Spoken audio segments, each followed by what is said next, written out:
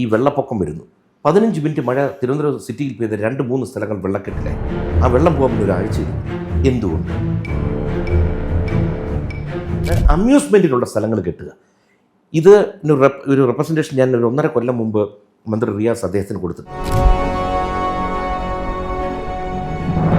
ഇവിടെ വന്ന് എത്രയോ മര്യാദയ്ക്ക് സംസാരിച്ചു പോയ കുട്ടികൾ ഇങ്ങനെ തിരിഞ്ഞ് അടുത്ത ദിവസം രൂപവും ഭാവവും ഒക്കെ മാറി, അവരുടെ ഡ്രസ്സിങ് ഉൾപ്പെടെ. അപ്പോൾ അവരെ ആരോ കൊണ്ട് ഇവരുടെ മുമ്പിൽ നിർത്തി. പക്ഷെ അന്ന് ആ പ്രത്യേക ഉദ്യോഗസ്ഥൻ മ്യൂസിക് സ്റ്റേഷനിൽ അദ്ദേഹം ആരുടെയോ രാഷ്ട്രീയ പ്രശ്നം കൊണ്ട് എന്തോ വഴങ്ങി. അതുകൊണ്ടാണ് ഈ വിഷയങ്ങൾ മുഴുവൻ വരുന്നത്. കാരണം ഇന്ന് എൻ്റെ ശക്തി എന്ന് പറയുന്നത്, എൻ്റെ ബലം, എൻ്റെ തൂണുകൾ എന്ന് പറയുന്നത് അവരാണ്.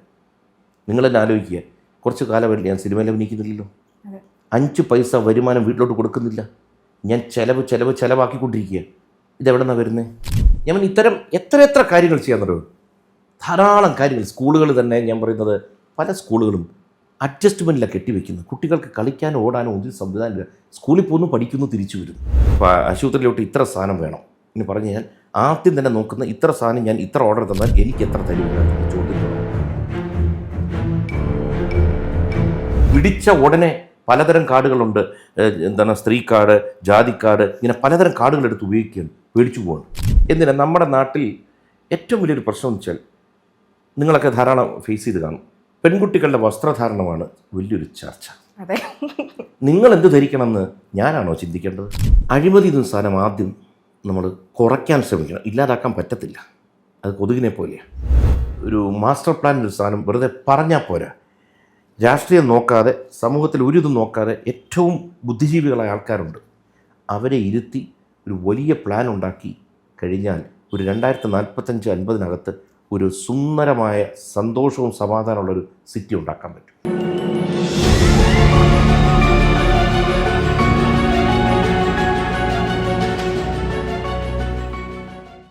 ഇന്ന് എൻ്റെ കൂടെ ഉള്ളത്, he's an actor, politician, and ഇതിനെല്ലാം ഉപരി I would like to call him a great father.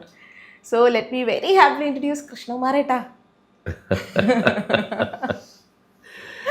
വളരെ സന്തോഷം. കാരണം ഈ നടൻ എന്നുള്ളൊരു സംഭവം ജീവിതത്തിൽ വന്ന് കയറുന്നൊരു സംഭവമാണ്. അതിനുശേഷം ഈ രാഷ്ട്രീയവും ഈ ചില യാത്രകളുണ്ട്. നമുക്കതിനെ നമ്മളറിയാതെ നമ്മുടെ ഡയറക്ഷനുകൾ ചേഞ്ച് ചെയ്ത് നമ്മൾ മനഃപൂർവ്വം വരുത്തുന്നതല്ല. ഇത് കഴിയുമ്പോഴാണ് ഈ അച്ഛന് സംഭവം, അതും എല്ലാം വന്ന് ഭവിക്കുന്നൊരു സംഭവം, നമ്മളായിട്ട് ക്രിയേറ്റ് ചെയ്യുന്നൊരു സംഭവമല്ല.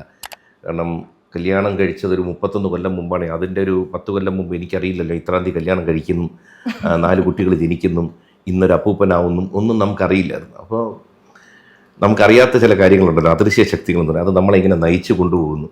ആ യാത്രയുടെ ഭാഗമായിട്ട് ഇന്നിപ്പോൾ ഇവിടെ ഇൻ്റർവ്യൂവിൽ നിങ്ങളുടെ കൂടെ ഇരിക്കുന്നു. അതാണ് സത്യാവസ്ഥ. വളരെ വളരെ സന്തോഷം ചേട്ടാ. ഇപ്പോൾ ഒരു മുത്തച്ഛനായിരിക്കണം, എൻ്റെ മുമ്പിൽ ഒരു മുത്തച്ഛനാണ് ഗൈസിരിക്കുന്നത്. എന്ത് തോന്നുന്നു? ഞാൻ കുറേ വീഡിയോസൊക്കെ കണ്ടു, ഓമിയെ കയ്യിലെടുത്ത് വെക്കുന്നതും അതിന് വോയിസ് ഓവറൊക്കെ കൊടുക്കുന്ന കേൾക്കുമ്പോൾ തന്നെ അറിയാം ഭയങ്കര ഫീലോട് കൂടിയാണ് ഒരു മുത്തച്ഛനാകുന്നതിനെ എക്സ്പ്ലെയിൻ ചെയ്യുന്നതൊക്കെ. എന്ത് തോന്നുന്നു ആദ്യമായിട്ട് ഓമിയെ കയ്യിലെടുക്കുമ്പോൾ? 4 കുട്ടികളെ വളർത്തി വലുതാക്കി അവരുടെ സക്സസ് ഒക്കെ കണ്ടു കഴിഞ്ഞ ഒരാളാണ്. എന്ത് തോന്നുന്നു? തീർച്ചയായിട്ടും ഇതിനകത്ത് നമുക്ക് പ്രകൃതിയോടോ അല്ലെങ്കിൽ ദൈവത്തോടോ ആരോടാണ് നമുക്കറിയില്ല. നമ്മൾ നന്ദി പറയുന്നത് വെച്ചാൽ, ഇതെല്ലാം അനുഭവിക്കാൻ നമുക്ക് ആയുസ്സും ആരോഗ്യവും വേണം. അത് കിട്ടുന്നു. എത്ര പേർക്ക് ആയുസ്സുണ്ടാകുന്നു? ആ കുഞ്ഞിനും യോഗം വേണം, എനിക്കും യോഗം വേണം. നമ്മൾ തമ്മിൽ പരസ്പരം കാണാനും ഇടപെടാനും. അപ്പോൾ ഞാൻ പലരും, എൻ്റെ സുഹൃത്തുക്കൾ അപ്പൂപ്പനായവരുണ്ട്. അപ്പോൾ അവരൊക്കെ ലൈഫ് മാറി. ഇവർ മക്കളെക്കാൾ കൊച്ചുമോൻ്റെ കൂടെയാണ് സമയം ചെലവഴിക്കുന്നത്. ഓഫീസിൻ്റെ സമയമൊക്കെ മാറ്റി വീട്ടിൽ വരാതെ മകളുടെയോ മകൻ്റെയോ വീട്ടിൽ പോയി കൊച്ചുമോൻ്റെ കൂടെ സമയം ചെലവഴിച്ചിട്ട് വീട്ടിൽ വരുന്നവരൊക്കെ ഉണ്ട്. അപ്പം ഞാൻ ഇതിൻ്റെ കിടപ്പ് ഇത്രയും പോകേണ്ട കാര്യമുണ്ടായിരുന്നു. ഇപ്പം മനസ്സിലായി ഇതൊരു പ്രത്യേക സംഭവമാണ്. കാരണം അതിശക്തമായ മാഗ്നറ്റ് പോലെയാണ് ഈ കൊച്ചുമക്കൾ എന്ന് പറയുന്നത്. നമ്മളെ അങ്ങോട്ട് വലിച്ചെടുത്ത് കളയും. അവൻ ചോദിക്കുന്നില്ല അപ്പൂപ്പൻ വരണം, അമ്മൂമ്മ വരണം എന്നൊന്നും പറയുന്നില്ല. അവൻ ഉണ്ടാകും പോലും അല്ല. പക്ഷെ അതാണ് ഓരോ മനുഷ്യ ജന്മങ്ങളുണ്ടാകുമ്പോഴും അതിനകത്തൊരു പവറുണ്ട്, ഒരു ബോണ്ടിങ് ആണ് അല്ലേ, അസാമാന്യം. ഇതെല്ലാം നമ്മൾ സൃഷ്ടിക്കുന്നതല്ല, വന്ന് ഭവിക്കും. നമ്മളത് ഏറ്റവും നല്ല രീതിയിൽ സന്തോഷിക്കാൻ പറ്റിയാൽ സന്തോഷം.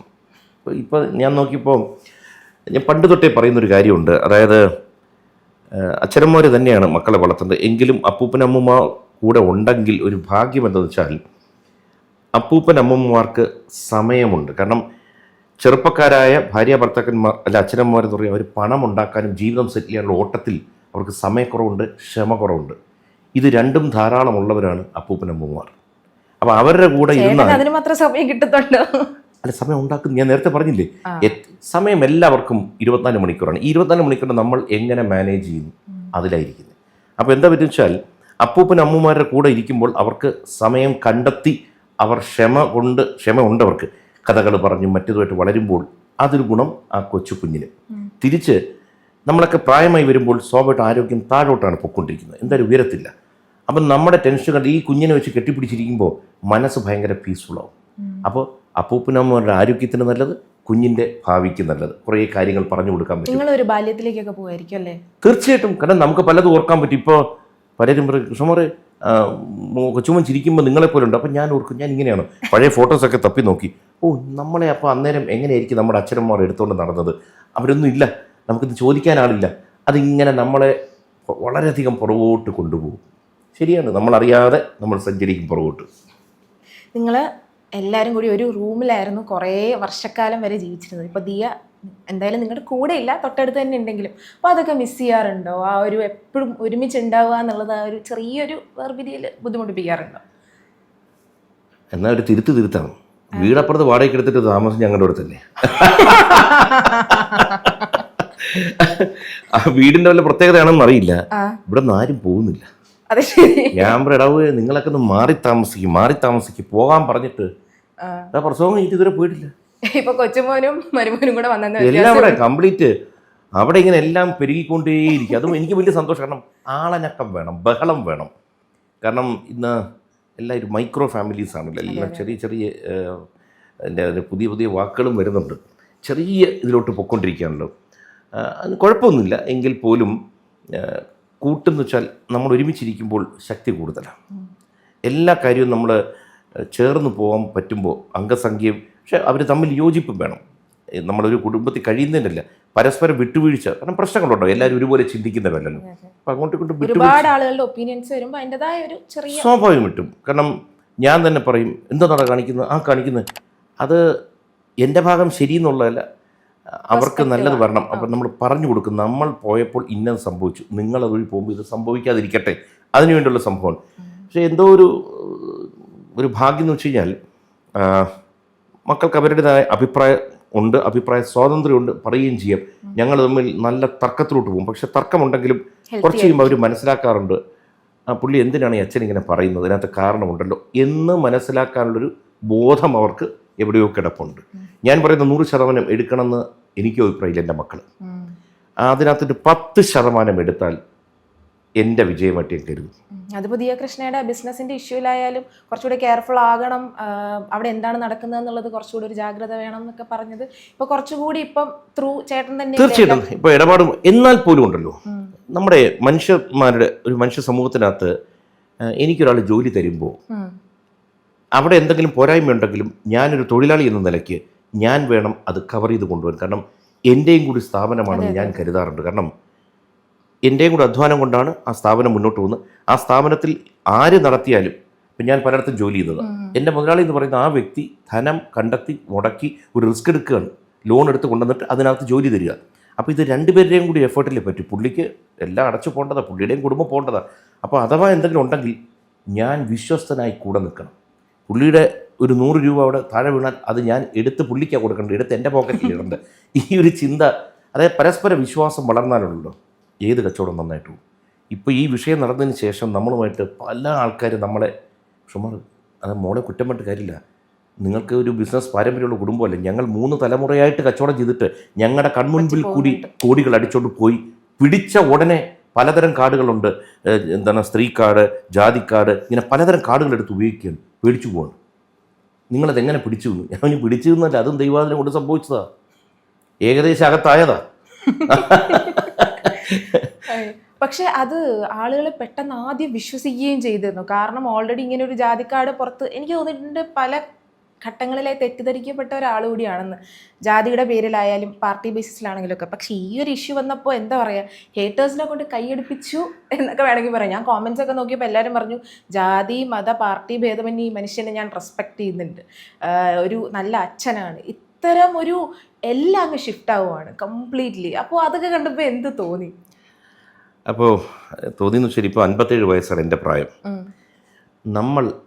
നമ്മുടെ പുറകോട്ട് എങ്ങനെ നമ്മൾ 87 വർഷം ജീവിച്ചു, നമ്മളെ പറ്റി ആരെന്തുകൂടെ പറഞ്ഞിട്ട് നമ്മൾ സത്യത്തിൽ വിശ്വസിച്ച് ജീവിക്കുക, നമ്മൾ സത്യം ഒരു ശീലമാക്കി കഴിഞ്ഞാൽ നമ്മൾ കാണാത്ത സംഭവങ്ങൾ. ഞാൻ എല്ലാ ഇൻ്റർവ്യൂസിലും പറയും, ഈ അദൃശ്യ ശക്തിയുടെ പവർ വെച്ചാൽ invisible things are much more powerful than visible എന്ന് പറയും. നമ്മൾ കാണുന്നതാണ് നമ്മുടെ വിചാരം, അതാണ് ശരിയെന്ന്. അല്ല, കാണാത്ത എത്രയോ കാര്യങ്ങളുണ്ട്, നമ്മുടെ അറിവില്ലാത്ത എത്രയോ കാര്യങ്ങളുണ്ട്. അതിൻ്റെ പ്രവർത്തനം സംഭവിക്കുന്നത് ഇങ്ങനത്തെ ഇഷ്യൂ വരുമ്പോഴാണ്. എന്തിന് കേരള സമൂഹം എന്നെ സപ്പോർട്ട് ചെയ്തു, ഞാൻ എന്ത് ചെയ്തിരിക്കുന്നു, കേരള സമൂഹത്തിന് എൻ്റെ കോൺട്രിബ്യൂഷൻ എന്താ, ഒരു ചുക്കുമില്ല. പക്ഷേ അല്ല, അതൊരു സത്യാവസ്ഥയാണ്. അപ്പോൾ ഇല്ല, ഇയാൾ സമൂഹത്തിന് നല്ലത് ചെയ്യുന്ന. കാരണം എന്നോട് പലരും ചിലപ്പോൾ നിങ്ങളുടെ പ്രായമുള്ളവർ അല്ലെങ്കിൽ നിങ്ങളൊക്കെ പ്രായമുള്ളവരൊക്കെ വന്നിട്ട് ഇങ്ങനെ ഈ സംഭവത്തിന് ശേഷം ഞങ്ങൾക്ക് ഇതുപോലൊരു അച്ഛനുണ്ടായിരുന്നു, നന്നായിരുന്നു, ഇങ്ങനെ ഒന്ന് പറയാം. ഞാൻ കണ്ടപ്പോൾ വിചാരിച്ചിരുന്നു, അല്ല വേറെ കൊണ്ടല്ല, എൻ്റെ അച്ഛൻ ഞാൻ 10th കഴിയുമ്പോൾ മരിച്ചു. അപ്പോൾ എനിക്ക് പെട്ടെന്ന് കണ്ടപ്പോൾ അയ്യോ, സപ്പോർട്ട് ചെയ്യാൻ അങ്ങനെ കൂടെയുള്ള ഒരാൾ ദിയുടെ കൂടെ തീർച്ചയായും. അത് ആരുടെ അച്ഛനന്മാർ മോശമായിട്ടൊന്നുമല്ല. മേ ബി ഞങ്ങളുടെ കുടുംബം വന്നപ്പോഴേ ദൈവം തീരുമാനിച്ചിരിക്കുക. കാരണം മക്കളൊക്കെ കലാരംഗത്ത് പോകുന്നതാണ്. എന്തിനാ നമ്മുടെ നാട്ടിൽ ഏറ്റവും വലിയൊരു പ്രശ്നം എന്ന് വെച്ചാൽ, നിങ്ങളൊക്കെ ധാരാളം ഫേസ് ചെയ്ത് കാണും, പെൺകുട്ടികളുടെ വസ്ത്രധാരണമാണ് വലിയൊരു ചർച്ച. നിങ്ങൾ എന്ത് ധരിക്കണമെന്ന് ഞാനാണോ ചിന്തിക്കേണ്ടത്? നിങ്ങളുടെ സൗകര്യത്തിൽ നിങ്ങൾ ധരിക്കും. ഇപ്പോൾ നിങ്ങൾ വസ്ത്രം ധരിച്ചിട്ട് അത് എനിക്ക് ബുദ്ധിമുട്ടുണ്ടാക്കുന്നത് എൻ്റെ പ്രശ്നമാണ്. ഞാൻ ചികിത്സിക്കണം, എന്നെ ചികിത്സിക്കണം. ഞാൻ റേപ്പിന്റെ പ്രധാന കാരണമായിട്ട് തന്നെ ആ വസ്ത്രമാണ് പറയുന്നത്. എങ്ങനെയാണ് പറയാൻ സാധിക്കുന്നത് എനിക്കത് എനിക്കറിയില്ല. ഇതിനെ ഞാൻ ഇതൊക്കെ പണ്ട് പറയുമ്പോൾ അസാമാന്യമായ എതിർപ്പ് വന്നിട്ട്. കാരണം എപ്പോഴും ഒരു മാറ്റം ഉണ്ടാകുമ്പോൾ സമൂഹത്തിൻ്റെ പ്രത്യേകത, അത് മലയാളിന്നോ കേരളമെന്നോ ഇന്ത്യ എന്നുള്ളത് സമൂഹത്തിൽ അത് ചേഞ്ചിനെ റെസിസ്റ്റ് ചെയ്യും. അതങ്ങനെയാണ്. അപ്പം അതിനാരെങ്കിലും കാരണമാകുമ്പോൾ, ഇപ്പം ഞാൻ അതൊരു കാര്യത്തെപ്പറ്റി പറഞ്ഞു കഴിഞ്ഞാൽ വെടികൊള്ളും. അതൊരു തെറ്റില്ല. കാരണം എന്താ പറയുക, ആരെങ്കിലും വെടികൊള്ളണം. അപ്പോൾ സമൂഹത്തിൽ കുറേ പേര് കാണും ഇങ്ങനെ ചിന്തിക്കുന്നത്. അവർ മാറ്റത്തിന് തുടക്കം ഇട്ട് കൊടുക്കും. കുറച്ച് കഴിയുമ്പോൾ, ഇപ്പോൾ തന്നെ മകളുടെ ഒരു പ്രസവ വീഡിയോ ഇട്ടപ്പോൾ കുറച്ച് കാലം മുമ്പ് നമ്മുടെ ശ്വേതാമേനെ ഉണ്ടെന്ന് കാണിച്ചത് തെറി വിളിച്ചവരെ കൊന്നു. പക്ഷെ കാലം മാറിയതുണ്ടോ? അപ്പം നമ്മുടെ മോളുടെ അക്സെപ്റ്റൻസ് ആയി. ഇനി കുറച്ച് കഴിയുമ്പോൾ ഇതൊരു നിസ്സാര സംഭവം. അപ്പം ഞാൻ വീഡിയോയുടെ സാധാരണ കമൻസ് വായിക്കാറില്ല, പക്ഷെ ഞാൻ ഇത് ഇരുന്ന് വായിച്ചു. അപ്പോഴാണ് നല്ല മാറ്റം വന്നിരിക്കുന്നത് കേരളത്തിൽ. കാരണം അതിനകത്ത് പലരും എഴുതിയിരിക്കുന്നത് സ്ത്രീകളാണ് ബഹുഭൂരിപക്ഷം എഴുതിയിരിക്കുന്നത്. അവർ പറഞ്ഞു, എൻ്റെ കൂടെ മകളിരുന്ന് വീഡിയോ കണ്ടു കഴിഞ്ഞ് മകൾ കരഞ്ഞു, കെട്ടിപ്പിടിച്ചിട്ട് വെച്ചു, അമ്മ ഇത്രയും പെയിൻ ആണ്. ഇതേപോലെ ആൺകുട്ടികളുടെ റിയാക്ഷൻ എഴുതിയിരിക്കുന്നു അമ്മമാര്.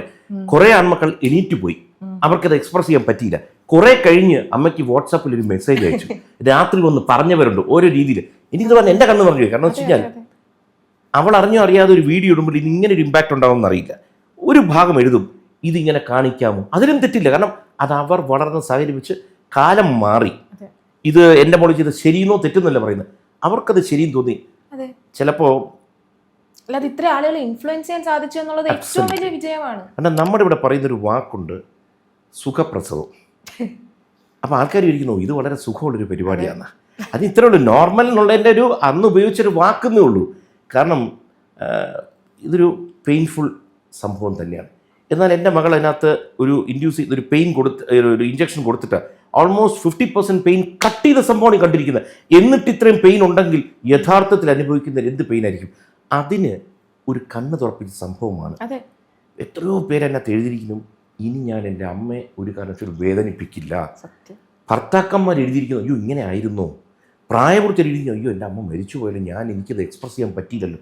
അപ്പോൾ ചില വീഡിയോസ്, ഇപ്പോൾ എൻ്റെ മകളുടെ വീഡിയോ എന്നുള്ളത് ആരുടെ ആരെങ്കിലും സംഭവം മാറ്റത്തിന് തുടക്കം സാധനം ഇട്ടാൽ എനിക്കത് വലിയ ഇഷ്ടമാണ്. ആശുപത്രികൾ ചിന്തിച്ചു തുടങ്ങി, ബെറ്റർ ഫെസിലിറ്റീസ് കൊടുക്കേണ്ടതല്ലേ. ആൾക്കാർ ഇനി ചോദ്യം ചെയ്തു തുടങ്ങും. ആശുപത്രിയിൽ ഇങ്ങനെ ഒരു ഇരുമ്പ് ഇതിലാണോ കിടത്തേണ്ടത്, ഇങ്ങനെ അല്ലല്ലോ ഒരു ഗർഭിണിയെ കിടത്തുന്നത്. ഫ്രണ്ട്സ് പറഞ്ഞിട്ടുണ്ട്, പല ഗവൺമെന്റ് ആശുപത്രികളിലും വേദനയാണെന്ന് പറഞ്ഞ് കരഞ്ഞാൽ എന്തിനാ കിടന്ന് നിലവിളിക്കുന്നതെന്ന് പറഞ്ഞ് വളരെ മോശം, നമുക്ക് കേട്ടിരിക്കാൻ പറ്റാത്ത രീതിയിലൊക്കെ. ഞാൻ ഇങ്ങനെയൊക്കെ ചെയ്യുമോ? അല്ല, അതിൻ്റെയും നമ്മളൊന്നുകൂടി ഞാൻ ചിന്തിക്കാറുണ്ട്, എന്തുകൊണ്ട് അവരങ്ങനെ വിളിക്കേണ്ടി വരുന്നു? അവരുടെ സാഹചര്യങ്ങൾ നോക്കുമ്പോൾ ഒരു 30 പ്രസവം നടക്കുന്നുണ്ടെങ്കിൽ 3 പേർക്കായിരിക്കും ചാർജ് കൊടുക്കുന്നത്. ഇവരുടെ ഫ്രസ്ട്രേഷൻ ഇവർക്ക് ആരോടെങ്കിലും കാണിക്കണ്ടേ? അപ്പം ഈ സൗകര്യങ്ങൾ, അതാണ് ഞാൻ പറഞ്ഞത്, ഞാൻ രാഷ്ട്രീയമായിട്ടേ അല്ല ഒന്നും പറയുന്നത്.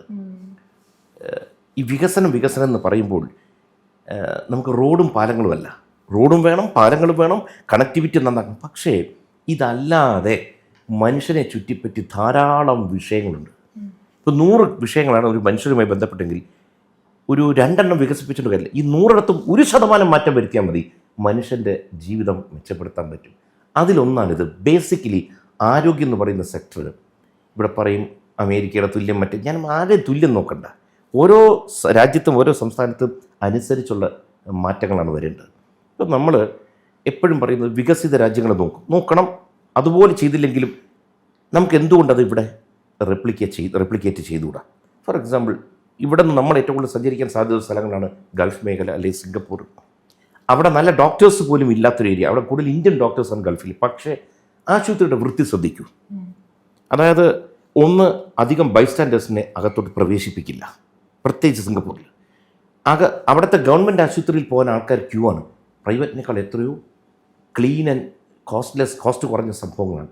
അതിനകത്ത് ഒരൊറ്റ ബൈസ്റ്റാൻഡറെ കയറ്റത്തില്ല. 5 സ്റ്റാർ ഹോട്ടലിൽ കയറുന്ന പോലെ ആശുപത്രി, മരുന്നുകളുടെ മണമില്ല. ഞാൻ പറയുന്ന അപ്പോൾ രോഗികൾ, ഡോക്ടർമാർ എല്ലാവരും, ഈ ചികിത്സിക്കുന്ന ഡോക്ടറിനും ക്ഷമ വേണമല്ലോ. അവരുടെ ക്ഷമയെ പരീക്ഷിക്കുന്ന രീതിയിലാണ് നമ്മൾ പേഷ്യൻസ് എന്ന് കാണിക്കുന്നത്. അപ്പോൾ മൊത്തത്തിൽ നമ്മുടെ സംവിധാനങ്ങളൊന്നും ഉയരണം. പക്വത കൂടിയ സംസ്ഥാനങ്ങളിലൊന്നാണ്. ജനങ്ങളുടെ പക്വത വളരെ ഉയർന്ന സംസ്ഥാനമാണ് കേരളം. ഈ പറഞ്ഞ മാറ്റങ്ങളൊക്കെ എങ്ങനെയാണ് കൊണ്ടുവരാൻ സാധിക്കുക? അഴിമതി എന്ന സാധനം ആദ്യം നമ്മൾ കുറയ്ക്കാൻ ശ്രമിക്കണം. ഇല്ലാതാക്കാൻ പറ്റത്തില്ല. അത് കൊതുകിനെ പോലെയാണ്. 10 അടിച്ചു വന്നാൽ 100 വീണ്ടും പൊന്തി വരും. മനസ്സിലില്ലേ? അഴിമതി എന്നൊരു സാധനം, അതായത് ഞാനും പൊതുരംഗത്ത് നിൽക്കുന്നത്, പൊതുപ്രവർത്തകന് പൊതുപണം വേണം, വേണ്ടെന്നല്ല പറയുന്നത്, പല രീതികളിൽ വരും. പക്ഷേ ഈ പണം വീട്ടിലോട്ട് പോകരുത്. നമുക്ക് ഈ പണം എവിടെ നിന്നാണ് വരുന്നത്? ജനങ്ങൾ ടാക്സ് കൊടുക്കുന്നു, ഇത് സർക്കാരിലോട്ട് വന്നു, സർക്കാരിൽ നിന്ന് തിരിച്ച് ജനങ്ങളുടെ വെൽഫെയറിനായിട്ട് വരുന്നു. അത് ചോരാൻ തുടങ്ങിക്കഴിഞ്ഞാൽ, ഇപ്പോൾ ആശുപത്രിയിലോട്ട് ഇത്ര സാധനം വേണം എന്ന് പറഞ്ഞു കഴിഞ്ഞാൽ ആദ്യം തന്നെ നോക്കുന്ന ഇത്ര സാധനം ഞാൻ ഇത്ര ഓർഡർ തന്നാൽ എനിക്ക് എത്ര തരും ഇതിനകത്തുനിന്ന് ചോദ്യം തുടങ്ങും. അപ്പോൾ പണ്ടൊക്കെ പറയും ഈ റോഡ് ടാറിങ്ങിനകത്തെ അഴിമതി, ഞാൻ റോഡ് കോൺട്രാക്ടറുമായിരുന്നു, അന്നൊക്കെ പറയും 1 രൂപ വരുമ്പോൾ 65 പൈസ റോട്ടിൽ വരുന്നുള്ളൂ, 35 പൈസ അങ്ങ് അടിച്ചു മാറ്റുകയാണ്. ഇപ്പോൾ അത് പോയിട്ട് 65 അടിച്ചു മാറ്റി 35 വരുന്നത്. അവിടെ കുഴപ്പം. അപ്പോൾ 10-15 ദിവസം കഴിഞ്ഞ് നല്ലൊരു മഴ പെയ്താൽ ഈ പുറത്തെ സാധനം അങ്ങ് മാറിപ്പോകും. ഇതിലെ ഒട്ടിപ്പിടിച്ച് നിർത്തുന്ന സാധനമാണ് ബിറ്റുമിൻ എന്ന് പറഞ്ഞ സാധനം. ഈ സാധനം അളവ് കുറയ്ക്കും. ഇതിൻ്റെ ഒരു ഹൈറ്റ് ഉണ്ട്, ഒരു 3 സെൻറ്റിമീറ്റർ 4 സെൻറ്റിമീറ്റർ. ഇതിലൊക്കെ അഴിമതി നടത്തുക. അപ്പോൾ എല്ലാ മേഖലകളിലും എന്ത് പറ്റിച്ചാൽ 100 രൂപ കൊടുത്താൽ 100 രൂപയുടെ സാധനം വരുന്നില്ല. പെട്രോൾ പമ്പിൽ ചെന്ന് പെട്രോൾ അടിച്ച് നോക്കും, അവിടെ തട്ടിപ്പോ എല്ലാം. അപ്പം മനുഷ്യൻ്റെ മനസ്സ് മാറണം. ഇല്ല, നമ്മുടെ രാജ്യമാണ് വലുത്, രാജ്യം നല്ലപോലെ നിന്നില്ലെങ്കിൽ നമുക്ക് നല്ലൊരു ജീവിതം കിട്ടില്ല എന്ന് ചിന്തിക്കുന്നിടത്ത് ഇത് മാറ്റിയെടുക്കാമെന്നുള്ളൂ. നല്ല ഭരണ സംവിധാനത്തിൽ നല്ല ഭരണകർത്താക്കൾ വരുമ്പോൾ മാറ്റം വരും. ഇവിടുത്തെ ഒരു ഇന്ത്യൻ പാരൻറ്റിങ്ങിനെ പറ്റി പറഞ്ഞു. ഇപ്പോൾ എന്താ പറയുക, ഇപ്പോൾ ചേട്ടൻ 4 മക്കളെ വളർത്തി വലുതാക്കി അവരുടെ സക്സസ് ഒക്കെ കണ്ടു. ഞാൻ ശ്രദ്ധിച്ചൊരു കാര്യമാണ്, ചേട്ടൻ നേരത്തെ പറഞ്ഞതുപോലെ തന്നെ അവർക്ക് ഫ്രീഡം കൊടുത്ത്, അവർക്ക് എന്താണോ റൈറ്റ് എന്ന് അവരെ ഡിസൈഡ് ചെയ്യാനായിട്ട് ഉള്ള ഫ്രീഡം കൊടുത്താണ് ചേട്ടൻ നിന്നിരുന്നത്. അതുകൊണ്ട് തന്നെ അവർ അവരുടേതായ രീതിയിൽ എല്ലാവരും സക്സസ്സിലോട്ട് പോയി. അപ്പോൾ ഇവിടുത്തെ ഇന്ത്യൻ പാരൻറ്റിങ് സിസ്റ്റം ഒരു അനാവശ്യ നിർബന്ധം, ഞാൻ പറഞ്ഞെടുത്ത് നിൽക്കണം, ഇങ്ങനെയൊക്കെയുള്ളൊരു പ്രേരണ ഉള്ളതായിട്ട് തോന്നിയിട്ടുണ്ട്. എന്തൊക്കെയാണ് ഇപ്പോൾ മാറ്റേണ്ടതായിട്ട് ചേട്ടൻ്റെ ഒരു രീതിക്ക് തോന്നുന്നത്? എന്നെ ജീവിതത്തിൽ ആരും നിയന്ത്രിച്ചിട്ടില്ലായിരുന്നു. അത്യാവശ്യം നല്ലപോലെ ജീവിച്ച ഒരാളാണ്. ഇപ്പോഴും അത് തുടരുകയാണ്. ഒന്ന്, നമുക്കാദ്യം നമ്മുടെ മക്കളിൽ ഒരു വിശ്വാസം വേണം. മാതാപിതാക്കളെ ഭയപ്പെടുത്തുന്നൊരു സാധനം വെച്ച് കഴിഞ്ഞാൽ, അയ്യോ എൻ്റെ മക്കൾ അവിടെ പഠിക്കാൻ പോയാൽ അവിടെ ഏതെങ്കിലും ചെക്കൻ്റെ കൂടെ പോവുമോ, അവിടെ കയറി കിടന്ന് കളയും, ഇവിടെ കയറി കിടന്ന് ഈ പറയാൻ വളരെയധികം ആൾക്കാർ മടിക്കുന്നൊരു സംഭവമുണ്ട്. ഇവരൊരു ഫിസിക്കൽ റിലേഷനിലായി പോകുമ്പോൾ സെക്സ് എന്നൊരു വാക്ക് കേട്ടാൽ ഇവിടെ എല്ലാവരും ഞെട്ടുകയാണ്. ഞാൻ ചോദിക്കുന്ന ഒരു ആൺകുട്ടി, എൻ്റെ മക്കളുടെ സ്വാഭാവികമായിട്ട് അവർ പെൺമക്കളാണ്, അവർ ആൺകുട്ടികളായിട്ടാണ് കൂടുതൽ കൂട്ടുകൂടുന്നത്. കാരണം ഓപ്പോസിറ്റ് സെക്സിനോട് എപ്പോഴും ഒരു അട്രാക്ഷൻ ഉണ്ടാവും എല്ലാവർക്കും. ഈ പറയുന്ന മാതാപിതാക്കൾ കല്യാണം കഴിച്ചതിന് ശേഷം എൻ്റെ ഭാര്യ മാത്രമാണ് നോക്കിക്കൊണ്ടിരിക്കുന്നത്. അല്ല, നമ്മൾ മറ്റു സ്ത്രീകളും നല്ല ഭംഗിയുള്ളവരെ നമ്മൾ നോക്കുന്നുണ്ട്. അതിൽ വേറൊരു ആംഗിളിൽ കാണാൻ തുടങ്ങുമ്പോഴേ കുഴപ്പമുള്ളൂ. അബ്സല്യൂട്ട്ലി. ഇന്നത്തെ ഇഷ്യൂ എന്ന് വെച്ചാൽ അവർ ശരിയല്ല കേട്ടോ, ഇവർ ശരിയല്ല. ആ ഫ്ലാറ്റിനകത്ത് കുറച്ച് പെൺകുട്ടികൾ താമസിക്കുന്ന കുറച്ച് ചെക്കന്മാർ വരുന്നുണ്ട്, അത് നമ്മൾ തടയണം. ഇതിനകത്ത് എല്ലാം പ്രശ്നം വെച്ചാൽ എനിക്കെന്തെങ്കിലും കിട്ടുകഴിഞ്ഞാൽ എല്ലാം ഓക്കെ, മറ്റൊരാൾ കൊണ്ടുപോയി കഴിഞ്ഞാൽ അവരാരും ശരിയല്ല. ഇതാണ് ഇവിടുത്തെ ബേസിക് പ്രശ്നം. അപ്പം ഇതിനകത്ത് ബേസിക്കലി മാതാപിതാക്കൾ മനസ്സിലാക്കേണ്ടത് നമ്മുടെ മക്കൾ നല്ല കുട്ടികളാണ്. അവർക്ക് കുറേ കാര്യങ്ങൾ നമ്മുടെ അനുഭവം പറഞ്ഞു കൊടുക്കുക. നിയന്ത്രിക്കാൻ ശ്രമിക്കും തോറും അവർ കയറ് പൊട്ടിച്ച് പോകാൻ നോക്കും. കാരണം ഇന്ന് തന്നെ ശരിയും തെറ്റും തീരുമാനിക്കണം. കാരണം ഞാനല്ലേ എൻ്റെ മക്കളായി ജനിച്ചു, അവർ സൈസിൽ ചെറുതായിരിക്കും, പക്ഷെ അവരൊരു മനുഷ്യ ജന്മമാണ്, അവർക്ക് ചിന്തിക്കാനും എല്ലാമുള്ള കഴിവുകളുണ്ട്. ഞാൻ മറ്റു പലരെ കണ്ട പഠിച്ചത്, അല്ലാതെ എൻ്റെ സ്വന്തം കഴിവൊന്നുമല്ല. മക്കളിങ്ങനെ നമ്മൾ നോക്കുമല്ലോ, അവരെന്താ ഇങ്ങനെ ഹാപ്പി ആയിട്ട് പോകുന്നത്, അവർ നമ്മുടെ കൂട്ടുകാരാകുമ്പോൾ ചോദിക്കുന്നു, കൃഷ്ണമാരെ ഈ സ്വാതന്ത്ര്യം കൊടുത്തു എന്ന് പറയും. കൊടുക്കാൻ നിങ്ങളുടെ സ്വാതന്ത്ര്യം എൻ്റെ അല്ല, ആദ്യം മനസ്സിലാക്കുക. നിങ്ങളുടെ സ്വാതന്ത്ര്യത്തെ റെസ്ട്രിക്റ്റ് ചെയ്യാതിരുന്നാൽ മതി. പിന്നെ ഒരു ഭാഗ്യത്തിൻ്റെ റോൾ വെച്ചാൽ ഇപ്പോൾ മോളുടെ അച്ഛൻ അല്ല അമ്മ പറയുന്നൊരു കാര്യം അത് ശരിയാണല്ലോ എന്ന് തോന്നൽ വരാൻ തുടങ്ങിക്കഴിഞ്ഞാൽ കുറച്ച് പോകുമ്പോൾ നമുക്ക് പറ്റിയ പോലെ തെറ്റുകളും അബദ്ധങ്ങളും പിള്ളേർക്ക് പറ്റുമ്പോൾ അവർ പഠിക്കും. ഓക്കെ, ഈ പണ്ട് പറയും ലേൺ ഫ്രം ദ മിസ്റ്റേക്സ് എന്ന് പറയും. ഇപ്പം അതിനൊന്ന് മാറ്റി learn from others mistakes also. എല്ലാ തെറ്റും എനിക്ക് ചെയ്തിട്ട് പഠിക്കാൻ പറ്റില്ല. റബേക്ക എന്നല്ലേ പേര് പറഞ്ഞു. റബേക്ക പറയുന്നു എൻ്റെ ലൈഫിൽ ഇങ്ങനെ സംഭവിക്കും. ആണോ, എന്താ സംഭവിച്ചില്ല? ഓക്കെ, അപ്പം നമ്മൾ അതുവഴി പോകും. നമ്മൾ മറ്റുള്ളവരുടെ തെറ്റുകളെയും ഒന്ന് അനലൈസ് ചെയ്ത് പഠിച്ചു കഴിഞ്ഞാൽ വളരെ നിസ്സാരം. അതുകൊണ്ട് മക്കളുടെ കാര്യത്തിൽ നമ്മൾ ഭയങ്കര ആശങ്കകളാവാതിരിക്കുക. ഇപ്പോൾ പഠിക്കുന്ന കാലത്ത് എൻ്റെ പിള്ളേർ വാസ് വെരി ഒരു ആവറേജിൻ്റെ താഴെ എന്ന് വേണമെങ്കിൽ പറയാം. ഞാൻ ആലോചിച്ചു അവരുടെ ടാലൻറ്റുകൾ വേറെയാണ്. പഠിത്തവും വേണം, പഠിത്തം ഈസ് ഗുഡ് ഇല്ലെന്നല്ലോ. പക്ഷേ അപ്പുറത്തെ സേവിയറിൻ്റെയും വാനതിയുടെയും മോള് പഠിക്കുന്നവർ എൻ്റെ പിള്ളേർക്ക് പഠിക്കാൻ പറ്റില്ല. എന്നാൽ സേവിയർ VSSയിലെ വലിയൊരു സയൻറ്റിസ്റ്റാണ്, ISROയിലെ. അപ്പോൾ പുള്ളിയുടെ ബ്രെയിൻ്റെ ലെവൽ വേറെയാണ്, ആ ആംഗിളിലാണ് പോകുന്നത്. പക്ഷേ എൻ്റെ പിള്ളേരെന്ന് വെച്ചാൽ ആർട്ടിസ്റ്റിക് ലൈനിൽ അങ്ങനെ ചിന്തിക്കുന്നില്ല. അവർക്ക് ആ മേഖലയിൽ മാക്സിമം പ്രോത്സാഹനം കൊടുക്കും. അത് മതി, അവർക്ക് പറ്റുന്ന മേഖല ഏതാണ് അവിടേക്ക് വിട്ടേക്കുക. ഇപ്പോൾ മോള് പറയുന്നു എനിക്കിങ്ങനെ ചാനലിൽ ഒന്ന് ഇൻ്റർവ്യൂ ചെയ്യണം, എനിക്കല്ലേ നാളെ ഒരു ആക്ട്രസ് ആവണം എന്നായിരിക്കും. അതാണ് പാഷനെങ്കിൽ വിട്ടേക്കുക. ഞാൻ പിടിച്ചല്ല നാളെ ഡോക്ടറാവണമെന്ന് മോളെ വിട്ടു കഴിഞ്ഞാൽ ആവുമില്ല, വീട്ടുകാരുടെ കാശും പോവും, വീട്ടുകാരുടെ തെറ്റുകയും ചെയ്യും എന്നാണ് എനിക്ക് തോന്നുന്നത്. ഇന്ന് പഴയ പോലെയല്ല. പണ്ട് 4 ഡിഗ്രി എന്ന് വെച്ചാൽ ഫസ്റ്റ്, സെക്കൻഡ്, തേർഡ്, ഫോർത്ത് ഇത് ഗ്രൂപ്പ് എടുക്കുക, ഡിഗ്രി എന്ന് പറഞ്ഞാൽ 4 വകുപ്പുകൾ ഇതേ ഉണ്ടായിരുന്നു. ഇന്ന് ആവശ്യം പോലെ ഓപ്പർച്യൂണിറ്റീസാണ്. ഇന്ന രീതി തന്നെ ജീവിക്കണമെന്ന് മാതാപിതാക്കൾ തന്നെ തീരുമാനിക്കുന്നത് നിങ്ങൾ ഓരോ വ്യക്തി. ഇന്ന് ഞാൻ ആദ്യം ഒരു ജേർണലിസ്റ്റായിട്ട് തുടങ്ങി ലൈഫ്, അത് ഇവൻ നടനായി, അത് കഴിഞ്ഞപ്പോൾ രാഷ്ട്രീയം വന്നപ്പോൾ എനിക്ക് അത് ഇഷ്ടപ്പെട്ടു തുടങ്ങി. എന്നെ ആരും റെസ്ട്രിക്റ്റ് ചെയ്തില്ല. കൃഷ്ണമാർ എന്തിനാണ് പോകുന്നത് എൻ്റെ ഭാര്യ പറയാറില്ല, എൻ്റെ മക്കൾ പറയാറില്ല. തിരിച്ച് അവരോടും ഞാൻ പറയാം, നിങ്ങൾ ഇഷ്ടമുള്ള മേഖലയിൽ ഹാപ്പി ആയിട്ടിരിക്കുക, ട്രാവൽ ചെയ്യണം. ഇപ്പോൾ ഒരാൾ ഇന്നലെ തന്നെ മെനഞ്ഞാന്ന് രാവിലെ ഒരാൾ ഇന്ത്യക്ക് പുറത്തു പോയി, ഒരാൾ ഭാര്യയും ഭർത്താവും കുഞ്ഞുമായിട്ട് വേറെ സ്ഥലത്തോട്ട് ഇന്നലെ വെളുപ്പിന് ട്രാവൽ ചെയ്യണം. ഉള്ള സൗകര്യം വെച്ച് നമ്മൾ യാത്ര ചെയ്യണം, ബുക്കുകൾ വായിക്കണം. കാരണം ലൈഫ് പഠിക്കുന്ന അങ്ങനെയാണ്. ഈ വീട്ടിനകത്ത് അടഞ്ഞുകൂടിയിരുന്നിട്ട് ചുമ്മാ കുറ്റം പറഞ്ഞുകൊണ്ടിരിക്കുക, അവർ ശരിയല്ല, ഇവർ ശരിയല്ല. ഞാൻ നോക്കിയിട്ട് എല്ലാവരും ശരിയാണ്, അവരവർക്ക് ശരിയുണ്ട്, എനിക്കല്ലേ തെറ്റായിട്ട് തോന്നുന്നുള്ളൂ. അതുകൊണ്ട് എൻ്റെ മക്കളുടെ കാര്യത്തിൽ ഇതുപോലെ ഞാൻ വിചാരിച്ചു. അങ്ങനെ ആയപ്പോൾ ഒരു ഗുണം പറഞ്ഞുതരാം. ഇന്ന് എൻ്റെ ശക്തി എന്ന് പറയുന്നത്, എൻ്റെ ബലം, എൻ്റെ തൂണുകൾ എന്ന് പറയുന്നത് അവരാണ്. നിങ്ങളെന്നെ ആലോചിക്കുക, കുറച്ച് കാലമായിട്ട് ഞാൻ സിനിമയിൽ അഭിനയിക്കുന്നില്ലല്ലോ, 5 പൈസ വരുമാനം വീട്ടിലോട്ട് കൊടുക്കുന്നില്ല. ഞാൻ ചിലവാക്കിക്കൊണ്ടിരിക്കുക. ഇതെവിടെ നിന്നാണ് വരുന്നത്? ഈ കുട്ടികളല്ലേ വീട് നോക്കുന്നത്. ഒരാൾ പോലും ഞാൻ അത് ചെയ്യരുത്, അവർ വോളണ്ടറി ഇത് ചെയ്യുക. അവർക്ക് മനസ്സിലായി, നോ ഇത്രയും കാലം ഈ മനുഷ്യൻ ഞങ്ങളെ നല്ല പോലെ വളർത്തിയതാണല്ലോ, ഇനി അയാളുടെ ഒരു 50 കഴിഞ്ഞതല്ലേ, let me sponsor him completely. അന്ന് റെസ്ട്രിക്റ്റ് ചെയ്തിരുന്നെങ്കിൽ പറ്റത്തില്ല, ഒരു കരിയർ കിട്ടില്ല. അവരെ കൊണ്ട് ഞാൻ പൈസ കൊടുപ്പിക്കുമായിരുന്നു. ആർക്കെങ്കിലും എന്തെങ്കിലും ഒരു ബുദ്ധിമുട്ട് വരുന്ന ഞാൻ പറയും മക്കളെ കൊടുത്തിട്ട് കൊണ്ടുകൊടുക്കുക, ആൻറ്റിക്ക് ലിവർ കൊണ്ട് കൊടുക്കുക. അതുപോലും നമ്മൾ അവരെ ശീലിപ്പിച്ചാലോ, അവർക്ക് കണ്ടു തുടങ്ങി, ഇത് മുഴുവൻ നമ്മൾ ഉണ്ടാക്കുന്ന പൈസ മുഴുവൻ നമ്മുടേതല്ല, ഇത് വേറെ ആരുടെയും കൂടി നമ്മുടെ കൂടെ വരുന്ന കൊടുക്കാൻ പഠിപ്പിച്ചു കൊടുത്തു. കാരണം കൊടുക്കും തോറും വരും, അത് അവരിൽ നിന്നായിരിക്കില്ല, വേറെ വഴി കൂടി വന്നോളും. അത് പ്രകൃതിയുടെ നിയമമാണ്. അപ്പോൾ ഇതൊക്കെ നമ്മൾ മറ്റുള്ളവരിൽ നിന്ന് കണ്ടും ബുക്ക് വായിച്ചും ഞാൻ ധാരാളം വായിക്കുന്നതാണ്. അപ്പോൾ വായനയിലൂടെ, കാരണം വേറെ ഏതോ ഒരു അറിവുള്ള ഒരാൾ എഴുതുന്നതാണ്, അത് നമ്മളിലോട്ട് പകരും. നമ്മളിതെല്ലാം പിള്ളേർക്ക് പറഞ്ഞു കൊടുക്കും. പിള്ളേരുടെ ഫ്രണ്ട്സ് ഇരിക്കുമ്പോൾ പറയും, ഇതങ്ങ് സ്പ്രെഡ് ചെയ്ത് പോയാൽ മതി, സൊസൈറ്റി നന്നായാലുണ്ടല്ലോ, അതിൻ്റെ ഭാഗമല്ലേ നമ്മൾ ഉയരും. അല്ല, എന്നെ ഉയർത്താൻ നോക്കരുത്, മറ്റുള്ളവർ ഉയർത്തുന്ന വഴി നമ്മൾ ഉയർന്നോളൂ. അതാണ് ഇത് ബേസിക് പ്രിൻസിപ്പിൾ. ചേട്ടാ, ഇപ്പോൾ 66 ലക്ഷം രൂപയുടെ തിരിമറിയാണ്. ഞാൻ പെട്ടെന്ന് 66 കേട്ടപ്പോൾ ഞാൻ വിചാരിച്ചു ഞാൻ നേരത്തെ 57 വയസ്സെന്ന് പറഞ്ഞു പോയ. 66 ലക്ഷം രൂപയുടെ തിരിമറി. ഞാൻ ദിയാ കൃഷ്ണന്റെ കേസിന്റെ ഇഷ്യൂ പറഞ്ഞു. അപ്പോൾ അത് നിങ്ങൾ ഏതാണ്ട് കാൽക്കുലേറ്റ് ചെയ്ത് വെച്ചിരുന്ന ഒരു സിമിലർ എമൗണ്ട് തന്നെയല്ലേ ഇപ്പം പുറത്ത് വന്നത്. ഇത്രമാത്രം ഒരു പബ്ലിക്കിന്റെ സപ്പോർട്ട്, അത് മാത്രമല്ല കേസ് നിങ്ങളുടെ ഭാഗത്ത് സത്യം ഉണ്ടെന്ന രീതിയിൽ തെളിയിക്കപ്പെടും എന്നൊക്കെ വിചാരിച്ചിരുന്നു. ഇപ്പം ഈ കണക്കൊക്കെ കറക്റ്റായിട്ട് പുറത്തു വരുമ്പോൾ എന്താ തോന്നുന്നത്? നമുക്ക് നമ്മുടെ പോലീസ് സംവിധാനത്തിൽ നല്ലൊരു ശതമാനം ആൾക്കാരും മിടുക്കരായ ഉദ്യോഗസ്ഥരാണ്, നല്ലവരായ ഉദ്യോഗസ്ഥരാണ്. എല്ലാ മേഖല, അത് പോലീസ് ആയിക്കോട്ടെ, ഞങ്ങളുടെ സിനിമ ആയിക്കോട്ടെ, രാഷ്ട്രീയമായി, ഇവിടെ എല്ലാം പുഴുക്കുത്തുകളും കാണും ഇതിൻ്റെ കൂടെ.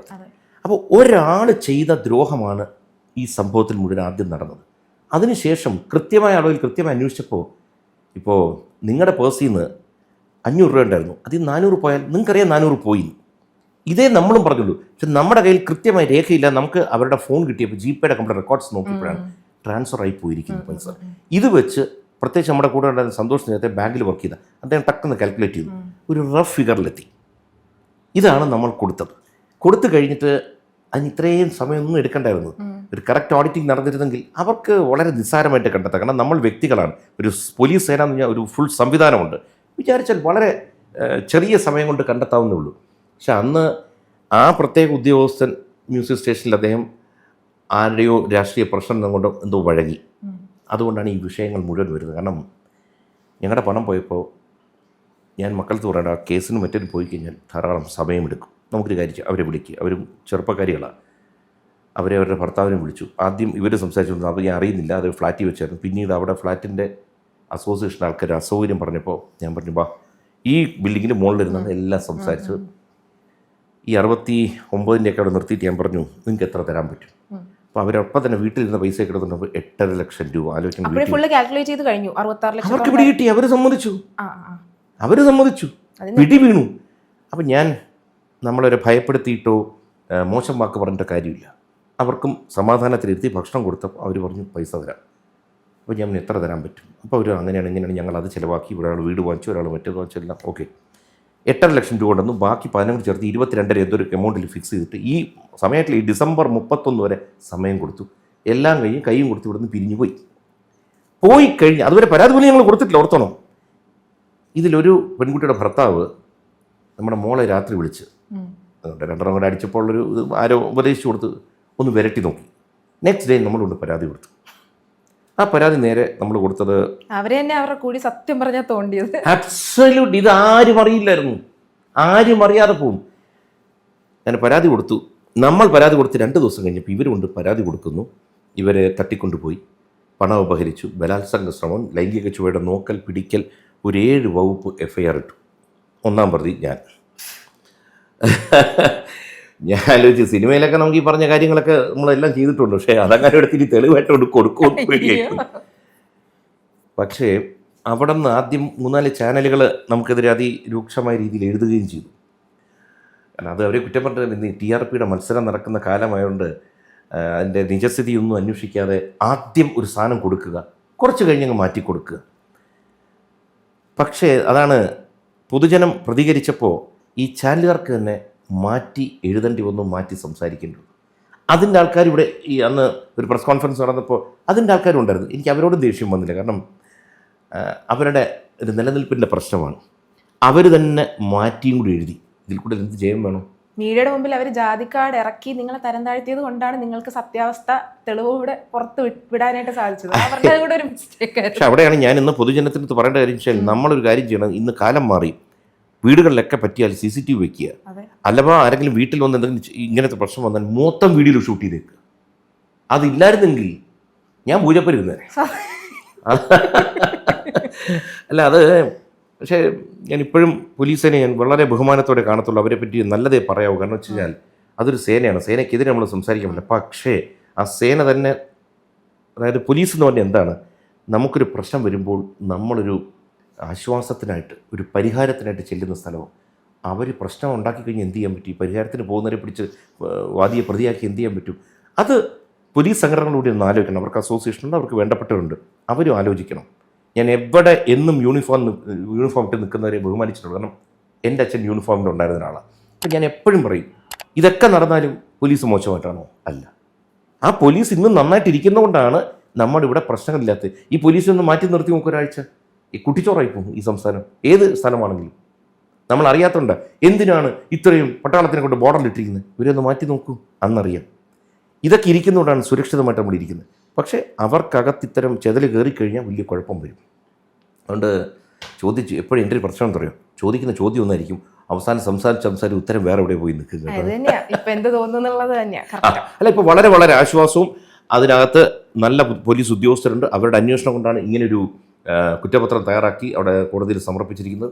ആരാണ് എൻ്റെ ഒരു നല്ല മനസ്സോടെ പ്രവർത്തിച്ച അവർക്ക് അഭിനന്ദനങ്ങൾ. മറ്റാരെങ്കിലുമൊക്കെ അതായത് ഇവരുടെ സാധാരണ ബുദ്ധിക്ക് ഇത്രയും വലിയൊരു ക്രൈം ചെയ്യാൻ പറ്റില്ലെന്ന് തോന്നിയിട്ടുണ്ട്? മറ്റാരെങ്കിലും പറഞ്ഞു കൊടുത്ത പ്രകാരമാണ് ഈ മറ്റാരെങ്കിലും ഇതിൽ ഇൻവോൾവ് ആയിട്ടുണ്ടെന്നൊക്കെ തോന്നുന്നുണ്ട്? ഉറപ്പായിട്ടും. കാരണം എന്നറിയോ, ഇവിടെ വന്ന് എത്രയോ മര്യാദയ്ക്ക് സംസാരിച്ചു പോയ കുട്ടികൾ ഇങ്ങനെ തിരിഞ്ഞ് അടുത്ത ദിവസം രൂപവും ഭാവവും ഒക്കെ മാറി, അവരുടെ ഡ്രസ്സിങ് ഉൾപ്പെടെ. അപ്പോൾ അവരെ ആരോ കൊണ്ട് ഇവരുടെ മുമ്പിൽ നിർത്തി. ഈ കുട്ടികൾ വിളിച്ചാൽ ഇത്രയും പത്രക്കാർ പെട്ടെന്ന് വരില്ല, എവിടെ നിന്ന് വന്നു? സോ അത് പ്രകടമായിരുന്നല്ലോ. അവിടെയാണ് പറ്റിയത്. സ്വന്തം ബുദ്ധിക്ക് പുറത്തു പോകേണ്ടി പറഞ്ഞതിന് അപ്പുറത്തോട്ട് ഇവർക്ക് സംസാരിക്കാൻ അറിയില്ലായിരുന്നു. ഇവരോട് 10 ചോദ്യം അതിൽ തന്നെ ഒരുപാട് വിള്ളലുകൾ പറ്റിപ്പോയി. കാരണം പത്രപ്രവർത്തകർ എന്ന് പറയുന്നവർ ഇവർ വിചാരിച്ചു ഇവർ പറയുന്ന മണ്ടത്തരം മുഴുവൻ വിശ്വസിക്കുന്നു.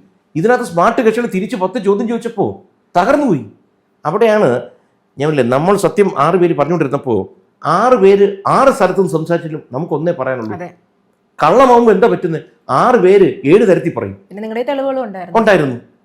അതുകൊണ്ട് ഞാൻ ഒരു കുട്ടി അതിനകത്ത് എൻ്റെ മോണക്കളയല്ല, അതുകൊണ്ടാണ് അവൾ രക്ഷപ്പെട്ടു പോട്ടെ എന്ന് വിചാരിച്ചു ഇതെല്ലാം ചെയ്തു കൊടുത്തത്. എന്ത് ചെയ്യാൻ, അവരുടെ വിധിയാണത്. 25 ദിവസമാണ് കിടന്നത്. ഇനി അടുത്ത അപകടം വരാൻ പോകുന്നുള്ളൂ. ഈ പ്രൊസീഡ്സ് ഓഫ് ക്രൈം എന്ന് പറഞ്ഞൊരു സംഭവമുണ്ട്. കോടതിയിലോട്ട് വരുമ്പോൾ ഈ പണം അടിച്ചവർ ആരിലോട്ട് മാറ്റി എന്നൊരു പ്രശ്നം വരും. ഇവരെന്താ പറഞ്ഞത്? ഈ പൈസ ഞങ്ങൾ ദിയയുടെ ടാക്സ് സേവ് ചെയ്യാൻ വേണ്ടി ഞങ്ങളുടെ ഇതിൽ വാങ്ങിച്ചിട്ട് വൈകുന്നേരം പൈസയാക്കിയിട്ട് വീട്ടിൽ കൊണ്ട് കൊടുത്തു. അപ്പോൾ ഈ ഡിജിറ്റലി പൈസ ഇവരുടെ വന്നിട്ടുണ്ടെങ്കിൽ ആ പൈസ ഇവിടെ നിന്ന് വിഡ്രോ ചെയ്യണമല്ലോ. വിഡ്രോ ചെയ്താൽ വിഡ്രോയിൽ സ്ലിപ്പ് വരും. അഥവാ ഡിജിറ്റലായി ട്രാൻസ്ഫർ ചെയ്താൽ അതെങ്കിലും കാണിക്കണമല്ലോ. ഇത് രണ്ടുമില്ല. കോടതിയിൽ ഒറ്റ ചോദ്യം ചോദിച്ചുള്ളൂ, തെളിവുകളും ചോദിച്ചു, തീർന്നു. 2, ഈ പൈസ എങ്ങോട്ടാണ് ചിന്തിക്കുന്നില്ല. അപ്പോൾ ഈ പൈസ എങ്ങോട്ടാണ് പോയെന്നറിയോ? ഇവരുടെ മാതാപിതാക്കളുടെ അക്കൗണ്ടിലോട്ട്. അടുത്ത അപകടം എവിടെയാണ്? ഒരു തവണയാണ് അച്ഛനും അറിഞ്ഞില്ലെന്ന് വയ്ക്കാം, 150 തവണ അല്ലെങ്കിൽ മുകളിൽ മാറ്റിയിരിക്കുന്നു. അപ്പം മാതാപിതാക്കളും ഇതിൻ്റെ ഭാഗമായി. കോടതിയിലോട്ട് വരുമ്പോൾ എന്താ പറ്റുന്നത്? ഇവരെല്ലാം അകത്താവും. ഇത് നമ്മൾ മനസ്സിലാക്കുന്നതുകൊണ്ടാണ് പറഞ്ഞു കൊടുത്തത്. അപ്പം മാതാപിതാക്കൾ ഉൾപ്പെടെ നമുക്ക് കാണാമെന്ന് പറഞ്ഞു. കാരണം അവർക്ക് ഉറപ്പ് കൊടുത്തവർ അങ്ങനെ കൊടുത്തു. ഞാൻ അറിയാൻ കഴിഞ്ഞ് ഇവരുടെ നിന്ന് ഇവരുടെ ധനം കുറേ ഉണ്ടായിരുന്നു. ഈ അടിച്ചതല്ലാതെ ഇവരോട് ഭയങ്കര അടുപ്പമായിരുന്നു എൻ്റെ മോൾക്ക്. എല്ലാ കാര്യത്തിനും വിളിച്ചോണ്ട് പോവുക, ഡ്രസ്സ് വാങ്ങിച്ചോണ്ട് എന്നെ തരുന്നത്. ഇവർ ഈ വന്നവരുടെ മുഴുവൻ നമ്പർ ഈ പിള്ളേർ എടുത്തു വെച്ചിട്ടാണ്, ഈ കടയിലെ കസ്റ്റമേഴ്സിൻ്റെ. എന്നിട്ട് ഇവിടുത്തെ സ്റ്റോക്ക് ധാരാളം ഉണ്ടല്ലോ. ഇവൾ സുഖമില്ലാതെ 5 മാസം ഈ ഗർഭിണിയായപ്പോൾ സിക്നസ് കൂടുതലായിരുന്നു. അപ്പോൾ എന്നും ഹോസ്പിറ്റലിൽ വീട്. ഇവരങ്ങ് വിശ്വസിച്ച് മോളങ്ങ് ഇവരെ ഏൽപ്പിച്ചു. ഇവിടെ നിന്ന് സാധനങ്ങൾ ഇവർ ഡയറക്റ്റ്ലി വീട്ടിൽ നിന്ന് അയക്കാൻ തുടങ്ങി. അവരുടെ ബിസിനസ്സാക്കി. അത് വേറെ കിടക്കുക. അതിലോട്ടൊന്നും നമുക്ക് പ്രൂഫില്ല, നമുക്ക് തെളിവില്ല, നമുക്ക് ഉറപ്പിക്കാൻ കഴിയില്ല, തെളിയിക്കാൻ പറ്റില്ല. അവിടെ അതൊക്കെ അങ്ങ് വിട്ടു. ഇതൊന്നും നമുക്ക് ബുദ്ധിമുട്ടില്ല. ഈ പറഞ്ഞതിനും അപ്പുറമായിരിക്കണമല്ലോ കണക്ക്. ആണല്ലോ. പക്ഷേ എന്താ പറ്റുന്ന വെച്ചാൽ നമ്മൾക്ക് ഉറപ്പില്ലാത്തൊരു കാര്യത്തിന് വേണ്ടി നമ്മൾ ഫൈറ്റ് ചെയ്യുമ്പോൾ ഉറപ്പുള്ള കാര്യത്തിൽ അങ്ങ് അറ്റം വരെ നമ്മൾ പോകും. അതുകൊണ്ട് ആശ്വാസം തന്നെയാണ് ചോദ്യത്തിലോട്ട് തന്നെ വരാൻ. ഇപ്പൊ നിങ്ങൾക്ക് ആശ്വാസം തോന്നില്ലേ? ഇയാൾ സംസാരിച്ച് എവിടെ പോയിട്ട് തിരിച്ചെത്തിയല്ലോ. സംസാരിക്കാനുള്ള ഇന്റർവ്യൂ ഇല്ല, അത്രമാത്രം അനുഭവിച്ചിട്ടുണ്ടെന്നുള്ളത് ഇപ്പോഴും അത് പറയുമ്പോൾ ആദ്യമായിട്ട് ഇന്റർവ്യൂവിൽ ഇരുന്ന് സംസാരിക്കുന്ന അത്രമാത്രം ആ ടൈം അനുഭവിച്ചിട്ടുണ്ട്. ചെറിയൊരു റാപ്പിഡ് ഫയർ, അത് വൈൻഡപ്പ് ചെയ്തിട്ട് നമുക്ക് സീരിയസ് ആയിട്ടുള്ള കുറച്ച് കാര്യങ്ങളിലേക്ക് കൂടെ പോവാം. ഞാൻ മക്കളുടെ പേര് പറയാം. ഓരോരുത്തരുടെ പേര് പറയുമ്പോഴും ഒരു വാക്കിൽ അവരെ ഡിസ്ക്രൈബ് ചെയ്യണം. ചെറിയൊരു ഫണ്ട് പരിപാടി. ദിയ, ഒരു വേർഡിൽ. സന്തോഷം പകരുന്ന ആൾ. എന്തുകൊണ്ട് അങ്ങനെ പറഞ്ഞതെന്ന് കൊടുത്ത് പറയാം. എപ്പോഴും അവൾക്ക് എന്ത് സംഭവിച്ചാലും അന്നേരം തന്നെ ഈ ബഹളം കൊണ്ടായി ഭയങ്കര പ്രഷറിലോട്ടൊക്കെ പോയെങ്കിൽ 10 മിനിറ്റ് കഴിയുമ്പോഴത്തേക്ക് എന്തെങ്കിലും പറഞ്ഞ് ചിരിക്കും, മറ്റുള്ളവരെ ചിരിപ്പിക്കും. അവൾ വീട്ടിലുണ്ടോ? വീട് എപ്പോഴും സന്തോഷപൂരിതമായിരിക്കും. നല്ല വൈബാണല്ലേ? അസാധ്യ വൈബാണ്. ഉത്തരവാദിത്വം, റെസ്പോൺസിബിൾ. അതായത് ഇപ്പം ഞങ്ങളൊരു വിദേശ യാത്ര പോകാൻ പരിപാടി ഇടുന്നതേ അവളായിരിക്കും. എത്രാം തീയതി പോകണം, ഏത് ഫ്ലൈറ്റ് പോകണം, ടിക്കറ്റ് എങ്ങനെയാണ്, അതിൻ്റെ വിസ സംബന്ധ കാര്യങ്ങൾ എങ്ങനെയാണ്, അവിടെ ചെന്നാൽ എവിടെ താമസിക്കണം, എത്രാം തീയതി മുതൽ എത്രാം തീയതി ഇന്ന രാജ്യത്ത് ഇന്നടത്ത് താമസിക്കണം. നമ്മൾക്ക് യാത്രയ്ക്ക് 20-25 ദിവസം മുമ്പ് കംപ്ലീറ്റ് ഐറ്റിനറി ഫിക്സ്ഡ് ആയിരിക്കും. അത് പ്രകാരം കൊണ്ടുപോകും നമ്മളെ. ആള് പണ്ടോട്ടേ എങ്ങനെയാണോ എല്ലാ കാര്യങ്ങളും A to Z complete responsibility ഏറ്റെടുത്ത ആ ഒരു എൽഡർ ചൈൽഡ് എന്ന രീതി എങ്ങനെ ആയോ പണ്ടേ? ജന്മന അങ്ങനെയാണെന്ന് എനിക്കറിയത്തില്ല. പക്ഷേ ഈ പറഞ്ഞ പോലെ 4 കുട്ടികൾ താഴെ വരുമ്പോഴത്തേക്ക് അറിയാതെ വന്നതായിരിക്കാം, അനുഭവത്തിൽ നിന്ന് വന്നതായിരിക്കും. കാരണം ഇപ്പോൾ ഹൻസികയൊക്കെ ഇവളാണ്. ഇപ്പോൾ സിന്ധു, അമ്മു അവളെ എടുക്ക്, അവളെ കൊണ്ടുപോവുക, അവളെ അത് കാണിച്ചത്. അപ്പോൾ മേ ബി അങ്ങനെ ബ്രെയിൻ ഡെവലപ്പ് ആവുന്നതായിരിക്കാം. ഇപ്പൊ ഓമീനെ ആണെങ്കിലും താഴെ വെക്കത്തില്ല, ഞാൻ ചോദിച്ചു വാങ്ങണം എന്നൊക്കെ ഓസി പറയുന്നുണ്ടായിരുന്നു. ഓക്കെ, ഇഷാനി, ഒരു സത്യസന്ധയാണ്, വിശ്വസ്തയാണ്. അപ്പം നമ്മൾ എവിടെയെങ്കിലും പോകുന്നു, പെട്ടെന്ന് എനിക്ക് സിദ്ധുവിന് പോകണം, വീട്ടിൽ അവിടെ മാത്രമേ ഉള്ളൂ, മറ്റേ ആൾക്കാർ ഇഷാനിയും മഴ പെയ്യാൻ സാധ്യതയുണ്ട്, തുണി മുഴുവൻ ടെറസിൽ നിരത്ത് കൊണ്ടുവരണം, അതവിടെ പൂട്ടിയിരിക്കണം, ഇവിടെ പൂട്ടിയിരിക്കണം, ഇന്ന സംഭവം ഇന്നടത്ത് വെക്കണം, തിരിച്ചു വരുമ്പോൾ അത് കൃത്യമായിരിക്കും. അതുപോലെ ഇതുവരെ എൻ്റെ അറിവിൽ ഈ എത്രയും വർഷമുള്ളവർ കള്ളം എന്ന് പറഞ്ഞ സാധനം പറയില്ല. എൻ്റെ കുഴപ്പങ്ങളുണ്ട്, അതിൻ്റേതായ കുഴപ്പങ്ങളുണ്ട്. ഞാൻ പലപ്പോഴും പറയും കള്ളം പറയണ്ട, പക്ഷേ ശരി പറഞ്ഞില്ലെങ്കിൽ കാരണം വെച്ചാൽ അങ്ങനെ ശത്രുക്കൾ സംഭവിക്കാറുണ്ട്. നമ്മൾ ഇല്ല, ഇതാണ് കാര്യം. പക്ഷെ അവൾ പറയുന്ന കുറേ കഴിയുമ്പോൾ തോന്നും ശരിയല്ലേ, അവൾ പറയുന്നതാണല്ലോ ശരി, എന്തിനാ കള്ളം പറയുന്നത്? ഇല്ല, എനിക്ക് അങ്ങനെ ഒരാൾ എൻ്റെ അടുത്ത് ഉടക്കി പോകുന്നേ പോട്ടെ. ശരിയാ. അതാണ് ഇഷാനി, സത്യസന്ധയാണ്. അടിപൊളി. ഓക്കെ, ഹൻസിക സമാധാനത്തിൻ്റെ ആളാണ്. വീട്ടിൽ ആരെന്തൊക്കെ വഴക്കൂടിയും ഹൻസിക ഇടപെട്ടാൽ അവിടെ എല്ലാവരും ഒതുങ്ങും, ഒരു രക്ഷയില്ല. അത് ഹൻസിക ഏറ്റവും ഇളയ കുട്ടിയാകുമ്പോൾ ഒരു പ്രിയം എല്ലാവർക്കും കാണുമല്ലോ, അപ്പോൾ അതിൻ്റെ കൂടെ ഉണ്ടാവുമല്ലേ. അതിനേക്കാൾ അവൾ ഇടയ്ക്ക് അവൾക്കൊരു ഹെൽത്തിൻ്റെ ഇഷ്യൂ വന്നു, കിഡ്നി സംബന്ധമായ ഒരു അസുഖം വന്ന് ഒരു 7.5 കൊല്ലം മൊത്തത്തിലുള്ള ചികിത്സ പോയി. അതിൽ 4.5 കൊല്ലം കഠിനമായിരുന്നു, 1 കൊല്ലം കംപ്ലീറ്റ്ലി ഹോസ്പിറ്റലിൽ വീട് അങ്ങനെയായിരുന്നു. ഈ അടുത്ത് ജനിച്ച സമയത്ത് തൊട്ട് ആദ്യത്തെ ജനിച്ച് 1.5 വയസ്സായപ്പോൾ തുടങ്ങിയതാണ്. അപ്പോൾ എന്ത് പറ്റിയെന്ന് വെച്ചാൽ അന്ന് എൻ്റെ ഞങ്ങൾ സാമ്പത്തികമായിട്ടൊക്കെ ഞെരുങ്ങി പൊട്ടിപ്പോയി, കാരണം ഭയങ്കര ചിലവായി ഒരു അസുഖം വന്ന. അപ്പോൾ എന്ത് പറ്റിയെന്ന് വെച്ചാൽ അതിനകത്തൊക്കെ അതാണ് in every disadvantage there is an advantage എന്ന് പറയും. അങ്ങനെ സംഭവിച്ചതുകൊണ്ട് ഫാമിലി ബോണ്ടിങ് കൂടിപ്പോയി. പലപ്പോഴും ഇവിടെ ഓപ്പറേഷൻ തിയേറ്ററിലോട്ടൊക്കെ ചില ആവശ്യങ്ങൾ കയറ്റുമ്പോഴൊക്കെ അമ്മ ചേർത്ത് ഭയങ്കര കരയുമായിരുന്നു. അതാണ് അതുകൊണ്ട് അവളൊരു കാര്യം പറഞ്ഞാൽ എല്ലാവരുമായിട്ടും ഈക്വലി ഒരു അടുപ്പം മെയിൻറ്റെയിൻ ചെയ്യുന്ന ഒരാളാണ്. ഇപ്പം ഞാൻ സിന്ധു പോലൊരു തർക്കത്തിലോട്ടൊന്ന് ഇവിടെ ഇടപെട്ടാൽ ഒന്നിന് ഞാൻ അങ്ങോട്ട് പോകും, അല്ലെങ്കിൽ ആ പ്രശ്നം തീരുവാണ്. അതുകൊണ്ട് സമാധാനത്തിൻ്റെ നോബൽ പ്രൈസ് ഉണ്ടെങ്കിൽ അവൾക്ക് കൊടുത്തു. അവളെ നമ്മുടെ ആക്സസ് എന്ന് പറയുക അതിനെ ചുറ്റിപ്പറ്റി തന്നെയാണ് ഇവിടെ ചുറ്റിപ്പറ്റിയ വീട് പോകുന്നത്. അടിപൊളി. നിങ്ങൾക്ക് അവളിൽ നിന്ന് പഠിക്കാൻ ഒരുപാട് കാര്യങ്ങൾ ഉണ്ടാവില്ല, കാരണം ഇപ്പോഴത്തെ യങ്ങർ ജനറേഷനിൽ കുറേ അധികം കാര്യങ്ങൾ നമ്മൾ അത്ഭുതപ്പെടുന്ന രീതിയിലാണ്. അങ്ങനെയൊക്കെ എന്തെങ്കിലും തോന്നിയിട്ടുണ്ടോ? എപ്പോഴും പുതുതലമുറയെ നമ്മൾ പൊതുവേ പറയുന്നത് തലതിരിഞ്ഞ ഒരു തലമുറയാണെന്ന് എപ്പോഴും പറയും. ആക്ച്വലി പുതിയ തലമുറയിലോട്ട് നോക്കാൻ തുടങ്ങിയാൽ ഒരുപാട് പഠിക്കാണ്ട്. എൻ്റെ മക്കളൊന്നുമല്ല, ഇപ്പോൾ റബേക്കടുത്ത് ഞാൻ ഇപ്പം ഇത്ര സംസാരം നമ്മൾ കുറച്ചുകൂടി ഒരു പരിചയം എടുപ്പം വന്നാൽ നിങ്ങൾ ചെയ്യുന്ന ഓരോ ആക്ടിവിറ്റിയും ഞാൻ ചോദിക്കും എന്താ അങ്ങനെ ചെയ്യുന്നത് ചോദിച്ചാൽ യു ഹാവ് ഒരു വിഷനുണ്ട്, നിങ്ങൾക്ക് നിങ്ങളുടേതായ ഒരു പെർസ്പെക്റ്റീവ് ഉണ്ട്. അത് ഞാൻ മനസ്സിലാക്കാൻ തുടങ്ങിയാൽ നമുക്ക് പഠിച്ചുകൊണ്ടേയിരിക്കാം. പെട്ടെന്ന് ഇപ്പോൾ ഒരു മൊബൈൽ ഫോൺ ഇറങ്ങുമ്പോൾ ഓക്കെ ഞാൻ ഉപയോഗിക്കുന്നുണ്ട്, നിങ്ങൾ ഉപയോഗിക്കുന്നു, പക്ഷേ നിങ്ങളതിനകത്ത് കൂടുതലായിട്ട് അതിനകത്ത് എന്തൊക്കെ ആപ്പ് എന്തൊക്കെ അതിനകത്ത് ഒരു 100 ഫെസിലിറ്റീസ് ഉണ്ടെങ്കിൽ എനിക്കൊരു 10 അറിയാമെങ്കിൽ നിങ്ങൾക്ക് ഏറ്റവും കുറഞ്ഞ് 25 അറിയായിരിക്കും. അപ്പോൾ നിങ്ങൾ എപ്പോഴും അതാണ് കുറേ സംസാരിക്കേണ്ട വിഷയം എനിക്ക്. കാരണം വെച്ച് കഴിഞ്ഞാൽ യൂത്തിലോട്ട് നമ്മൾ നോക്കണം എപ്പോഴും, എല്ലാവരിലോട്ടും വേണം. നമുക്ക് 3ആയിട്ട് വീതിക്കാം. അതായത് ഈ പ്രസൻറ്റിൽ ജീവിക്കുന്നവരുണ്ട്, അതായത് ഒരു കല്യാണം കഴിഞ്ഞ് 40-50 വയസ്സാവുന്നവരാണ് ഒരു സീസോ എടുത്തു കഴിഞ്ഞാൽ സീസോയുടെ നടുക്കത്തെ ഇതെന്ന് പറഞ്ഞാൽ ഒരു 40-45 നിൽക്കുന്നവർ. അവർക്ക് കുട്ടികളുടെ കാര്യവും നോക്കി ബാലൻസ് ചെയ്യണം, ഇപ്പുറത്ത് മാതാപിതാക്കളുടെ കാര്യവും നോക്കി ബാലൻസ് ചെയ്യണം. ഇവർ ഈ ഫൾക്രം പോലെ നിൽക്കും. അതായത് മാതാപിതാക്കളുടെ ആരോഗ്യവും മറ്റു പ്രശ്നങ്ങളും നോക്കേണ്ടതുണ്ട്, കുട്ടികളുടെ കാര്യങ്ങൾ സ്കൂളും മറ്റു വിദ്യാഭ്യാസ കാര്യങ്ങളും നോക്കേണ്ടത്. ഭയങ്കര പ്രഷർ. അതായത് ഇവരെന്ന് പറഞ്ഞാൽ ഒരു സന്ധ്യയാണ്, അതായത് മീൻസ് പാസ്റ്റാണ്.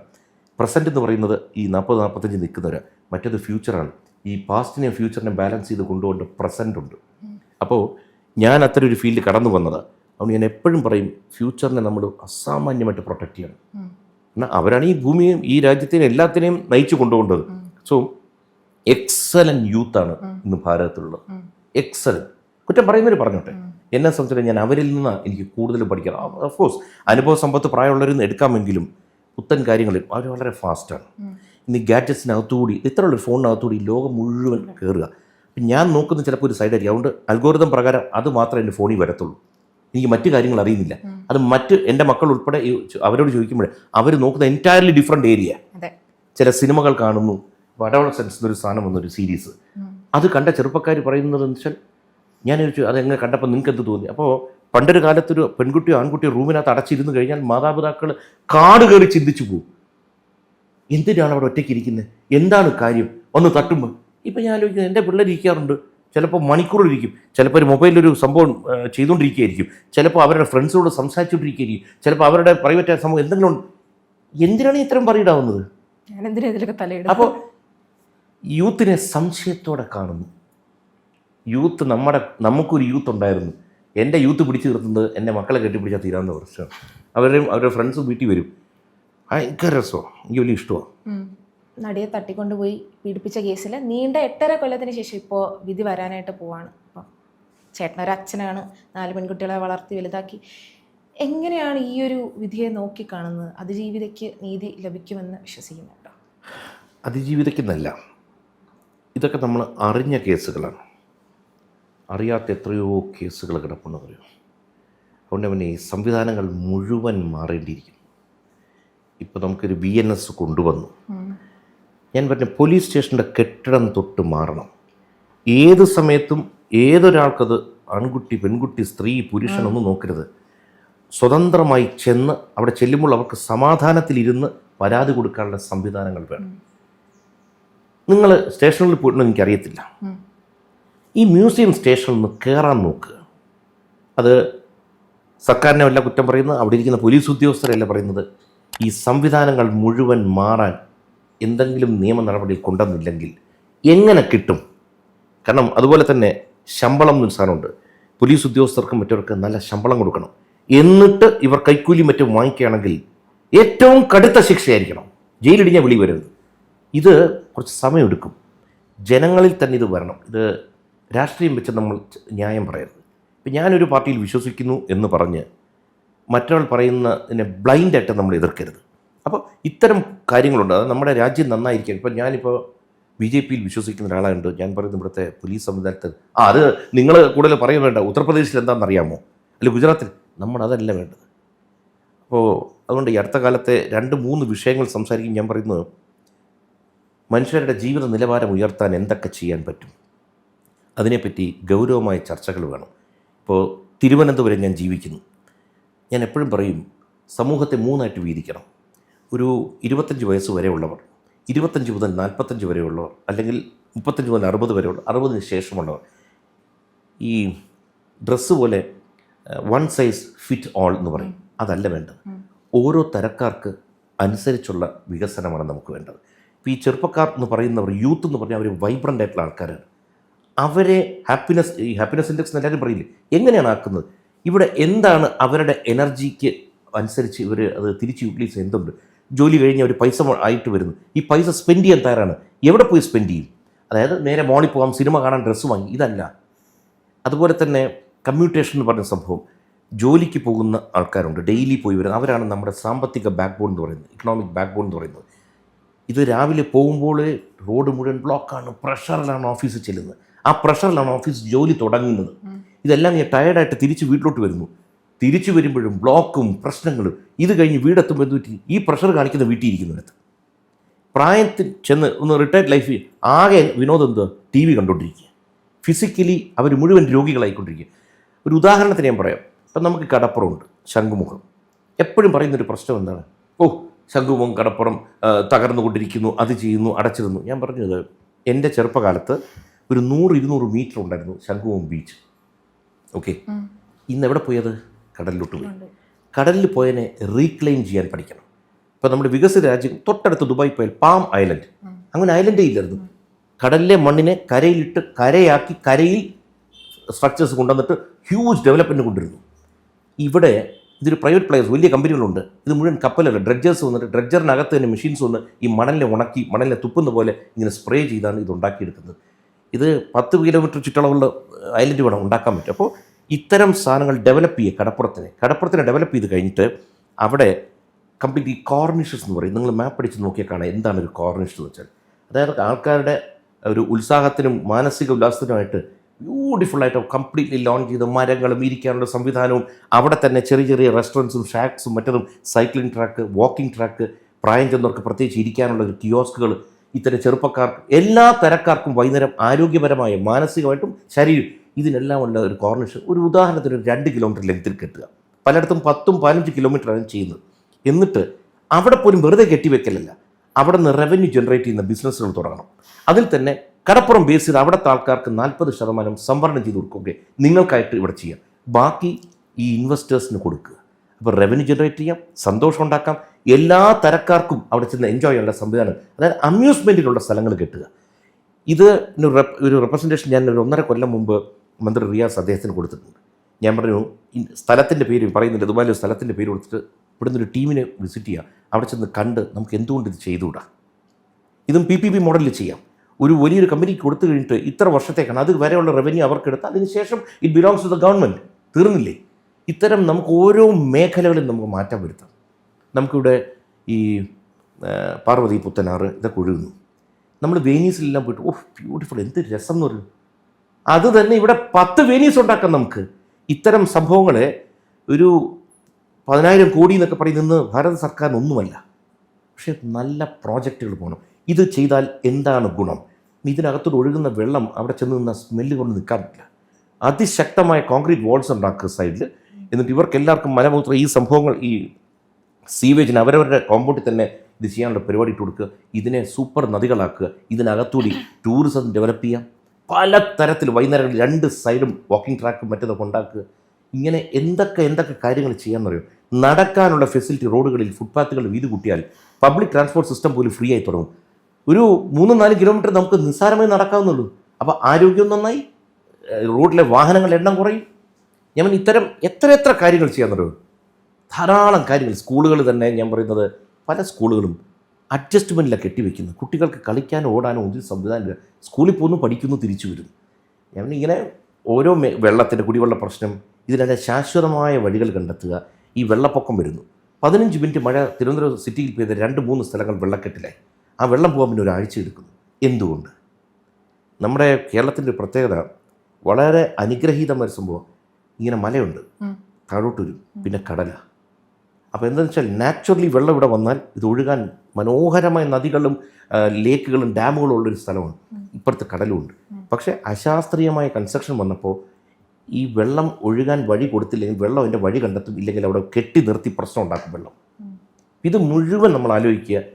ഒരു മാസ്റ്റർ പ്ലാനിൻ്റെ ഒരു സാധനം വെറുതെ പറഞ്ഞാൽ പോരാ. രാഷ്ട്രീയം നോക്കാതെ, സമൂഹത്തിൽ ഒരു ഇതും നോക്കാതെ ഏറ്റവും ബുദ്ധിജീവികളായ ആൾക്കാരുണ്ട്. അവരെ ഇരുത്തി ഒരു വലിയ പ്ലാൻ ഉണ്ടാക്കി കഴിഞ്ഞാൽ ഒരു 2045-50 ഒരു സുന്ദരമായ സന്തോഷവും സമാധാനമുള്ളൊരു സിറ്റി ഉണ്ടാക്കാൻ പറ്റും. അത് ഉണ്ടാക്കി. അപ്പം ചിലപ്പോൾ ഈ പറയുന്നത് ഞാൻ കാണില്ല, പക്ഷെ അടുത്ത തലമുറയ്ക്ക്, അതായത് ഇന്ന് ഭൂമിയിൽ ജീവിച്ചിരിക്കുന്ന ഞാൻ കരുതുന്നത് നമ്മളാണ് ഇന്ന് ഭൂമിയുടെ കസ്റ്റോഡിയൻസ്, അവകാശികൾ. ആരോ ചെയ്ത ഗുണങ്ങളാണ്. നമ്മൾ നിൽക്കുന്നൊരു മരത്തണലിൽ ആ മരം പോലും ആരോ നട്ടതാണ്. ഇതേപോലെ അടുത്ത തലമുറയ്ക്ക് സുന്ദരമായി ജീവിക്കാനുള്ള സംഭവം നമ്മൾ ഇട്ടിട്ട് വേണം ഇവിടെ നിന്ന് പോകാൻ, ഈ ഭൂമി വിട്ടുപോകാൻ. ഇതൊക്കെയാണ് എൻ്റെ മനസ്സിലെ കൺസെപ്റ്റ്. ഈ ഭൂമി എന്താവണം എന്നുള്ളത്. ഞാൻ ഭൂമിയെ പറ്റി പറയില്ല, തിരുവനന്തപുരത്തെ പറ്റി പറയും. ഇങ്ങനെയെല്ലാം സംഭവിക്കട്ടെ.